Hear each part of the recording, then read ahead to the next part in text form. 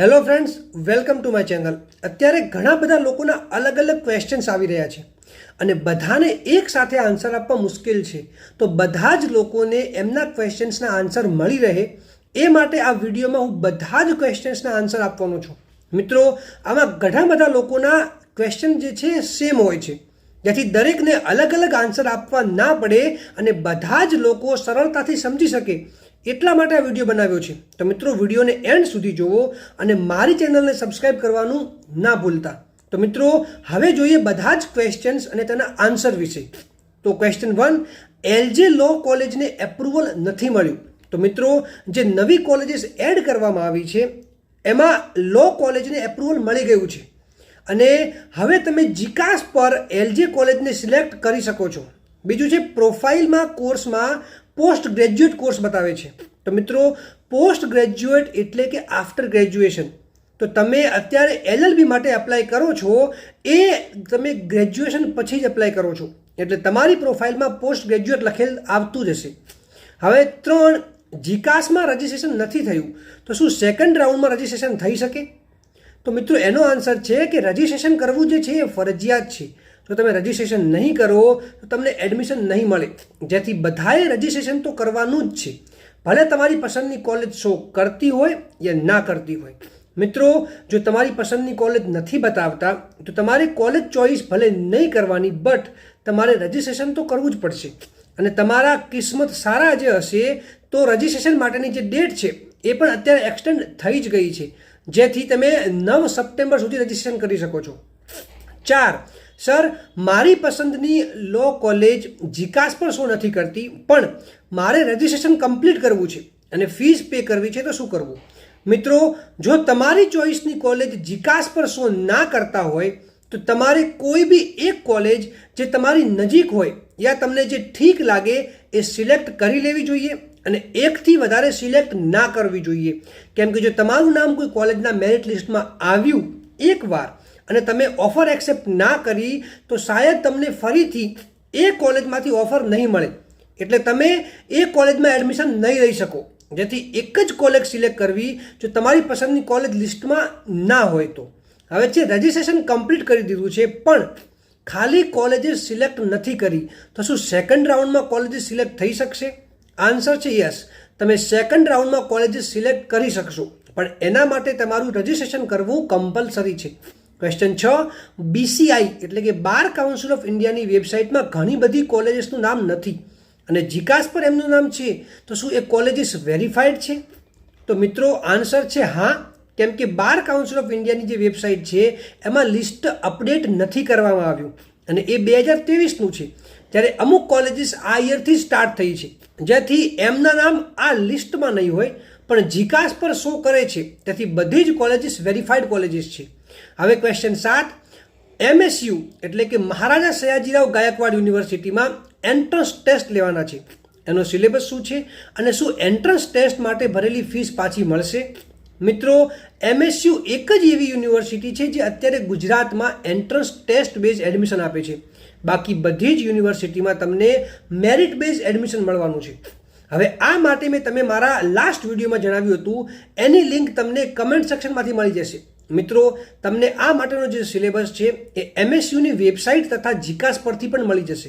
હવે મિત્રો, આના વિશે મને એવી માહિતી મળેલ છે કે MSUની જે એન્ટ્રન્સ ટેસ્ટ છે એમાં જો તમે પાસ થઈ જાઓ છો, નામ આવી જાય મેરિટમાં તો કોઈ વાંધો નથી, પણ જો તમને એડમિશન મળી જાય પણ જો તમે પાસ ના થાઓ, હવે તો તમને જે ફીસ તમે ભરેલી હશે એન્ટ્રન્સ ટેસ્ટ માટેની એ તમને પાછી નહીં મળી શકે। તેમ છતાં તમે એક વખત MSUના જે એડમિશન સેલ છે એમાં પૂછી લેજો, જેથી તમને પ્રોપર માહિતી મળી શકશે। ક્વેશ્ચન 8, ઓલરેડી કોલેજીસ એડ કરીને ફોર્મ સબમિટ કર્યું હોય અને નવી કોલેજીસ એડ થાય તો શું કરવાનું? તો મિત્રો, જો તમે ઓલરેડી કોલેજીસ એડ કરીને સબમિટ કરી દીધું છે અને બીજી નવી કોલેજીસ એડ થઈ છે અને તમારે એ સિલેક્ટ કરવાની છે, તો તમારે સૌ પ્રથમ ફોર્મ અનલોક કરવાનું રહેશે અને પછી જે નવી કોલેજીસ એડ થઈ હશે એ સિલેક્ટ કરવાની રહેશે અને ફરીથી ફોર્મને સબમિટ કરવાનું રહેશે અને ફોર્મ ફરીથી સબમિટ કરવાનું ના ભૂલતા। ક્વેશ્ચન 9, અત્યારે માત્ર રજિસ્ટ્રેશન કરીને રાખીએ અને કોલેજીસ સિલેક્ટ ના કરીએ, પછી જ્યારે ગ્રાન્ટીડ કોલેજીસ આવે ત્યારે એ સિલેક્ટ કરી શકાશે? તો મિત્રો એનો આન્સર છે કે તમે રજિસ્ટ્રેશન કરી દો છો અને કોઈ બી કોલેજીસ સિલેક્ટ નથી કરતા, પછી ગ્રાન્ટેડ એડ લો કોલેજીસ જીકાસ પર દેખાય છે તો તમે સેકન્ડ રાઉન્ડમાં એ કોલેજીસને એડ કરી શકશો. પરંતુ જો ગ્રાન્ટેડ એડ કોલેજીસને એપ્રુવલ નહીં મળે તો એ જીકાસ પર શો જ નહીં કરે અને તમે સિલેક્ટ નહીં કરી શકો. ક્વેશ્ચન 10, પહેલાં કોલેજીસ એડ કરીને સબમિટ કર્યું હતું, હવે ફોર્મ અનલોક કરીને બીજી કોલેજીસ એડ કરી તો કોઈ પ્રોબ્લેમ નહીં આવે ને. મિત્રો જીકાસ પર એડમિશન માટેની જે ડેટ છે એક્સટેન્ડ થઈ છે, જેથી તમે ફરીથી ફોર્મ અનલોક કરી શકો છો અને બીજી કોલેજીસ જો એડ થાય છે તો તમે એને એડ પણ કરી શકો છો. પણ લાસ્ટ ડેટ જે છે એ પહેલાં ફોર્મ તમે જો નહીં ભરો તો નહીં ચાલે અને લાસ્ટ ડેટ પહેલાં તમારે એ ફોર્મ સબમિટ કરવું જ પડશે, એટલે સબમિટ કરવાનું ના ભૂલતા. ક્વેશ્ચન 11, મેરિટ લિસ્ટ ક્યારે બહાર પડશે, પછી ડોક્યુમેન્ટ વેરિફિકેશન ક્યારે થશે અને કોલેજીસની ફીસ ક્યારે ભરવાની હશે.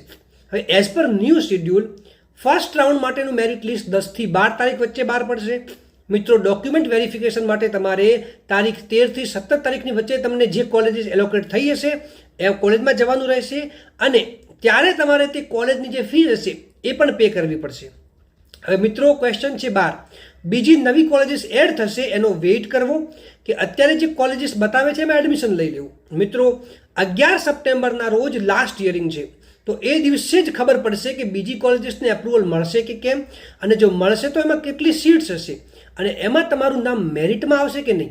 તો મિત્રો એઝ પર માય ઓપિનિયન, જો તમે એફોર્ડ ના કરી શકતા હો તો સેલ્ફ ફાઇનાન્સ લો કોલેજીસમાં તો તમે પછી અત્યારે એડમિશન ના લેવું જોઈએ. પણ જો તમે એફોર્ડ કરી શકતા હો તો તમારે અત્યારે સેલ્ફ ફાઇનાન્સ કોલેજીસમાં એડમિશન લઈ લેવું જોઈએ. હવે છે ક્વેશ્ચન 13, એક્સટર્નલ માર્ક્સમાં શું લખવાનું અને એગ્રીગેટ માર્ક્સમાં શું લખવાનું. મિત્રો એક્સટર્નલ માર્ક્સમાં તમારે જે યુનિવર્સિટીની એક્ઝામના જે માર્ક્સ હોય છે એ લખવાના છે અને પ્રેક્ટિકલ કે પછી જે મિડ એક્ઝામના માર્ક્સ હોય છે એ નથી લખવાના. અને એગ્રીગેટ માર્ક્સમાં તમારે ટોટલ માર્ક્સ લખવાના છે, જેમાં યુનિવર્સિટીની એક્ઝામના માર્ક્સ આવી જશે, કોઈ પ્રેક્ટિકલ છે, મિડ એક્ઝામ છે એના માર્ક્સ પણ આવી જાય છે, એ લખવાના રહેશે. હવે છે ક્વેશ્ચન 14, ગ્રાન્ટેડ એડ લો કોલેજીસ અને સેલ્ફ ફાઇનાન્સ લો કોલેજીસની ફીસ શું છે. મિત્રો ગ્રાન્ટેડ એડ લો કોલેજીસની ફીસ 1000 થી 2000 રૂપિયા અને સેલ્ફ ફાઇનાન્સ લો કોલેજીસની ફીસ 10,000 થી 15,000 રૂપિયા છે. ક્વેશ્ચન 15, અત્યારે જીકાસમાં એડમિશન માટે ઇંગ્લિશનો ઓપ્શન બતાવે છે, તો શું એમાં ગુજરાતીમાં ભણાઈ શકાશે. તો મિત્રો આનો આન્સર એ છે કે તમારે આના માટે કોલેજમાં રૂબરૂ જઈને પૂછવું પડશે કે જો તેમાં ઇંગ્લિશ લેંગ્વેજ બતાવે છે તો શું તમે ગુજરાતીમાં ભણાવો છો કે નથી ભણાવતા, કે માત્ર તમે ઇંગ્લિશમાં જ લેક્ચર લો છો. આ તમારે આની ડિટેલ તમને જે છે એ કોલેજમાં જઈને રૂબરૂ જઈને જ પૂછવાની રહેશે અને તમને ત્યાંથી જ ડિટેલ્સ મળશે. વચ્ચે 16, મેરિટ લિસ્ટ ક્યારે બહાર પડશે, કઈ રીતે જોવાનું અને ઓફર લેટર કઈ રીતે ડાઉનલોડ કરવાના. તો મિત્રો જેમ તમે અત્યારે તમારા જીકાસ અકાઉન્ટમાં લોગિન કર્યા પછી નીચેની સાઈડ પ્રોવિઝનલ મેરિટ લિસ્ટ જોઈ શકો છો, એવું જ મેરિટ લિસ્ટ આવશે.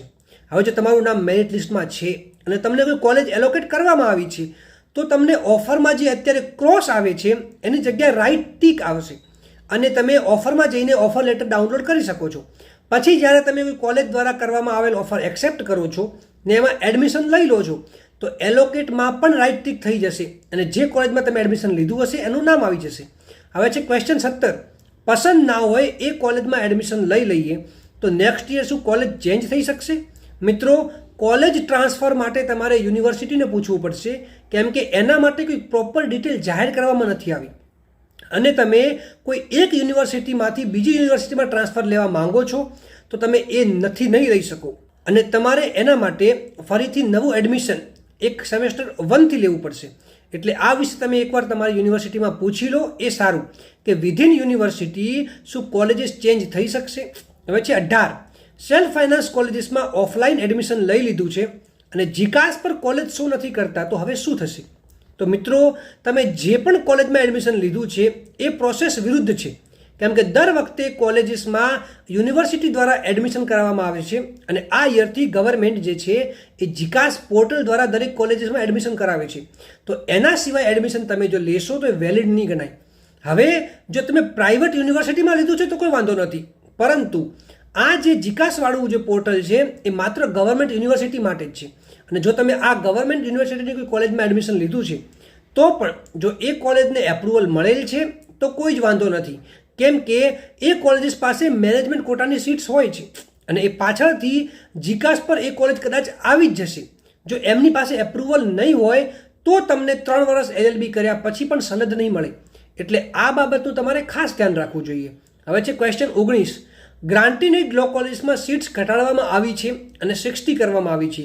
તો શું સ્ટુડન્ટ્સ રજૂઆત કરે ગવર્મેન્ટને તો શું સીટ્સ વધી શકશે? મિત્રો, લાસ્ટ યર અમદાવાદની બધી જ ગ્રાન્ટીનેડ કોલેજીસમાં સીટ્સ ઘટાડીને 60 કરવામાં આવી હતી. કેમ કે ગવર્મેન્ટ દ્વારા માંગ કરવામાં આવી હતી કે અમે એક જ ડિવિઝન માટે ફેકલ્ટીઝ આપી શકું, અને ગવર્મેન્ટે આ ક્લિયર કહ્યું હતું કોર્ટની સામે.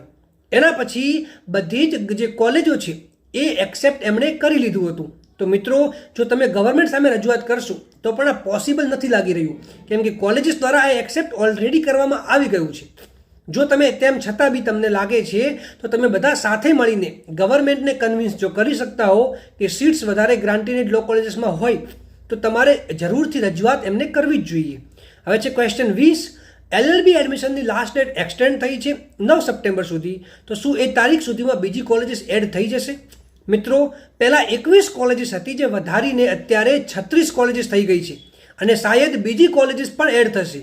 પણ આ જે ગ્રાન્ટીનેડ લો કોલેજીસ છે એ આ જે કોલેજીસે પિટિશન ફાઇલ કરેલ છે એ કોલેજીસમાં નહીં થાય ચાલુ અત્યારે, અને 11 સપ્ટેમ્બરની યરિંગ પછી જ કોઈ અપડેટ આવશે એના વિશે. હવે છે ક્વેશ્ચન 21.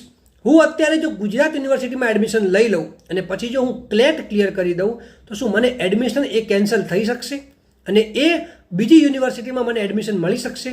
તો મિત્રો, એકવાર એડમિશન કન્ફર્મ કર્યા પછી તમારે જો બીજી યુનિવર્સિટીમાં એડમિશન લેવું હોય તો તમારે એ કોલેજ પાસેથી NOC અને ટ્રાન્સફર સર્ટિફિકેટ લેવું પડશે, અને પછી યુનિવર્સિટીમાંથી માઇગ્રેશન સર્ટિફિકેટ કઢાવવું પડશે. ત્યારે જઈને તમે બીજી યુનિવર્સિટીમાં એડમિશન લઈ શકશો. બટ જો તમને કોલેજ ઓફર થઈ હોય અને તમે એડમિશન કન્ફર્મ ના કરાવ્યું હોય તો પછી તમે ડાયરેક્ટ બીજી યુનિવર્સિટીમાં એડમિશન લઈ શકો છો. હવે ક્વેશ્ચન 22. ગુજરાતમાં લો કોલેજીસ ચાલુ થઈ ગઈ છે, તમે ઓનલાઈન ક્લાસ ક્યારે ચાલુ કરશો? તો મિત્રો, અત્યારે ગુજરાતમાં કોઈ બી ગવર્મેન્ટ યુનિવર્સિટીમાં કોલેજીસ ચાલુ નથી થઈ. અને રહી વાત મારા ક્લાસીસની, તો મિત્રો અત્યારે ટાઈમનો અભાવ છે, પણ હું આના વિશે તમને જલ્દી જ કોઈ પોઝિટિવ અપડેટ આપીશ. હવે છે ક્વેશ્ચન 23. મેરિટ લિસ્ટના કેટલા રાઉન્ડ પડશે? મિત્રો, મેરિટ લિસ્ટના જનરલી તો 2 રાઉન્ડ ઓનલાઈન હોય છે અને એના પછી ઓફલાઈન રાઉન્ડ બહાર પડે છે, પણ અત્યારે બધી કોલેજીસમાં એડમિશન ચાલુ નથી થયા, તો શાયદ 3 રાઉન્ડ પણ બહાર પડી શકે છે, અને લાસ્ટમાં ઓફલાઈન રાઉન્ડ તો બહાર પડશે જ. હવે છે ક્વેશ્ચન 24. LLB જનરલ ક્યારે થાય અને પ્રોફેશન ક્યારે સિલેક્ટ કરાય? મિત્રો, LLB કોર્સ જનરલ જ થાય છે, જેમાં તમારે દરેક સબ્જેક્ટ્સ ભણવાના હોય છે, અને તમારે કયું પ્રોફેશન ચૂઝ કરવું એ તમારા પર ડિપેન્ડ કરે છે, અને તમારે ઇન્ટર્નશિપ જે છે એ તમારી ચોઇસના પ્રોફેશનમાં ચૂઝ કરવી જોઈએ. પછી તમને જે સબ્જેક્ટની ચોઇસ છે એ માસ્ટર્સથી મળે છે, એટલે કે તમે LLM જે છે એ કોઈ બી સ્પેશિયલાઇઝ સબ્જેક્ટથી કરી શકો છો, જેમ કે ક્રિમિનલ છે, સિવિલ છે, એવી રીતે. પછી છે ક્વેશ્ચન 25. શું બધી જ કોલેજીસનો સિલેબસ સેમ રહેશે? તો મિત્રો, દરેક યુનિવર્સિટી માટે સબ્જેક્ટ્સ અને સિલેબસ અલગ અલગ રહેશે. અત્યારે મેં ગુજરાત યુનિવર્સિટી માટેનો સિલેબસ અપલોડ કરેલ છે, જેનો વિડીયો તમને મારી ચેનલ પરથી મળી જશે. હવે હું જલ્દી જ બધી યુનિવર્સિટીમાં ફર્સ્ટ સેમેસ્ટરમાં કયા કયા સબ્જેક્ટ્સ આવે છે એનો એક વિડીયો જલ્દી બનાવીશ. મિત્રો, હવે છે ક્વેશ્ચન 26, જે સૌથી મોસ્ટ ઇમ્પોર્ટન્ટ ક્વેશ્ચન છે કે મારે VNSGU એટલે કે વીર નર્મદ સાઉથ ગુજરાત યુનિવર્સિટી સુરત અને ભક્ત કવિ નરસિંહ મહેતા યુનિવર્સિટી એમાં એડમિશન લેવાનું છે, પણ એ યુનિવર્સિટી જીકાસ પર શો નથી કરતા, તો હું શું કરું? તો મિત્રો, અત્યારે જીકાસ પર એટલી જ કોલેજીસ બતાવી રહ્યા છે જેને એપ્રુવલ મળી ગયું છે, એટલે જ જીકાસ પર 36 કોલેજીસ અને 8 યુનિવર્સિટી શો થાય છે. તો મિત્રો, કઈ કઈ કોલેજીસ અત્યારે જીકાસ પર શો થાય છે એનું લિસ્ટ અને જે નવું શેડ્યુલ બહાર પાડવામાં આવ્યું છે એનો વિડીયો મેં મારી ચેનલ પર અપલોડ કરેલ છે, જેની લિંક તમને કમેન્ટ સેક્શનમાંથી મળી જશે. હવે મિત્રો, જે લોકોને માત્ર ને માત્ર VNSGU કે BKNMU એમાં જ એડમિશન લેવાનું છે, એમને જો કોઈ બીજી કોલેજમાં એડમિશન ના લેવું હોય તો કોઈ પણ કોલેજીસ સિલેક્ટ કરવાની જરૂર નથી, પરંતુ એમને એડમિશન માટે 11 સપ્ટેમ્બરની હિયરિંગની રાહ જોવાની છે. એ લાસ્ટ હિયરિંગ છે, એટલે કઈ કઈ કોલેજીસમાં એડમિશન ચાલુ થશે એ તમને આ દિવસે ખબર પડી જ જશે. પરંતુ બધાએ રજિસ્ટ્રેશન જે છે એ તો કરવાનું જ છે, અને એકેડેમિક સુધીની બધી ડિટેલ્સ ફિલ કરી દેવાની છે. અને મિત્રો, એવું નક્કી નથી કે VNSGU કે BKNMU ને એપ્રુવલ મળશે જ અને એના એડમિશન ચાલુ થશે જ, જેથી આમાં રિસ્ક તો છે. હવે જે લોકો આ રિસ્ક લેવા ના માંગતા હોય એ લોકો બીજી કોઈ બી કોલેજીસ સિલેક્ટ કરી શકે છે અને એમાં એડમિશન લઈ શકે છે. હવે જો કદાચ એવું થાય કે 15 તારીખે VNSGU કે BKNMUને એપ્રુવલ મળી જાય છે તો પછી જ્યારે સેકન્ડ રાઉન્ડ બહાર પડશે ત્યારે તમે એમાં એપ્લાય કરી શકો છો. તો મિત્રો હવે તમે બધા વધારે ચિંતા ના કરો, જે બધાનું થશે એ તમારું થશે અને તમે એડમિશન તમને જે છે એ મળી જ જશે. બસ તમે બધી જ અપડેટ જોયા રાખજો અને એકદમ એક્ટિવ રહેજો. અને બધાને ફરી એકવાર કહી દઉં છું કે રજિસ્ટ્રેશન કરવાનું ભૂલતા નહીં, કેમ કે રજિસ્ટ્રેશન કરવું કમ્પલસરી છે. એ નહીં કર્યું હોય તો તમને એડમિશન નહીં જ મળી શકે. અને રજિસ્ટ્રેશનનો મતલબ કોલેજ ચોઇસ કરવી નથી. તમે પ્રોફાઇલ અને એકેડમિક ડિટેલ્સ ફિલ કરી દેશો તો બી તમારું રજિસ્ટ્રેશન ગણાશે જ. તમને ફીસ જે છે એ તમે સેકન્ડ રાઉન્ડમાં ભરી દેશો તો બી ચાલશે, તો એમાં બી કોઈ વાંધો નહીં આવે.